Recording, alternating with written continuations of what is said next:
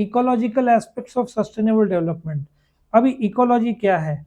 आप जब नेचुरल की बात करते हैं, नदी की बात करते हैं, सोसाइटी की बात करते हैं, एनवायरनमेंट की बात करते हो, सो रिसोर्सेज, आप जमीन के नीचे से पानी निकाल रहे हो, क्रूड ऑयल निकाल रहे हो, डायमंड गोल्ड सब जमीन के नीचे से आते हैं, मिनरल्स आते हैं, ठीक है, कोयला आता है, लेकिन ये लिमिटेड है, रिन्यूएबल नहीं है। रिन्यूएबल रहा तो भी करोड़ों लाखों करोड़ों साल लगेंगे, बट रिन्यूएबल है। सन सन रेज, विंड, इसलिए देखो पवन चक्की कितना बढ़ गया है, सोलार बढ़ गया है, बिल्डिंग के ऊपर सोलार के पैनल्स आ गए हैं। बोलते हैं ना कितने सारे इश्यूज है जो आप पोल्यूशन को रोक सकते हो। नए नए एनवायरनमेंट के नॉर्म्स आ रहे हैं, नए नए गाड़ियां धुआं कम करते हैं, उससे ज्यादा ई व्हीकल्स आ गए हैं, ई इलेक्ट्रिक व्हीकल का जमाना आ गया है। 2030 तक आपको पेट्रोल डीजल व्हीकल बहुत कम होते हुए दिखेंगे, सब ई व्हीकल का जमाना आ गया है। सस्टेनेबल डेवलपमेंट क्या है? आप एनवायरनमेंट को डैमेज कम कर रहे हो, डिप्लीशन कम, जो रिसोर्सेज निकलता है जमीन के नीचे से, पानी, ये सब का इस्तेमाल संभाल के कर रहे हो। मिनरल वाटर की कंपनीज को एक हद तक ही पानी निकालने का अलाउड है दिन में, उससे ज्यादा नहीं निकाल सकते, कायदे आ गए।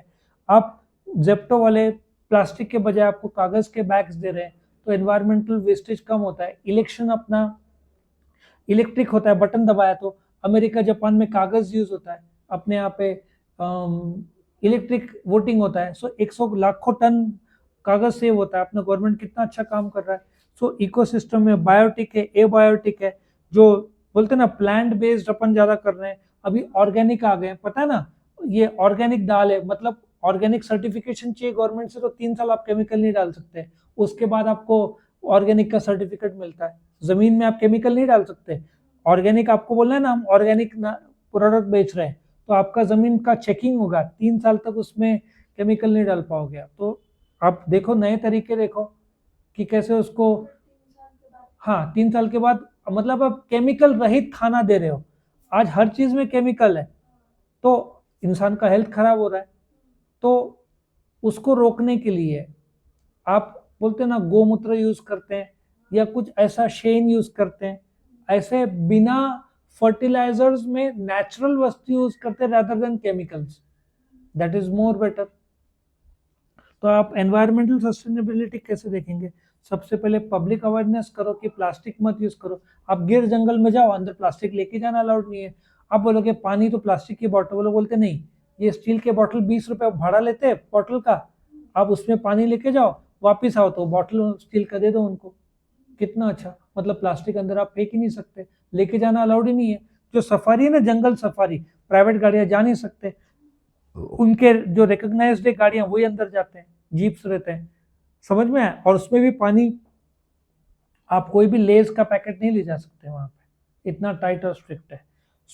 आप प्रोएक्टिव मेजर्स लो, आपको पता है कि ये सब डैमेज होगा, नदी में सीधा बैन कर दो जो फैक्ट्रीज है, या नए पोल्यूशन कंट्रोल इक्विपमेंट लेकर आओ, लीगल सेटअप लेकर आओ, अरेस्ट हो सकते हैं, ठीक है ना। सस्टेनेबल टेक्नोलॉजी जो धुआं कम करते हो, नए मशीनरीज आ गए हैं, सोलर बेस्ड आ गया है, पवन चक्की बेस्ड आ गया है, इवे हाइड्रोजन ट्रेन आ रहे हैं इंडिया में।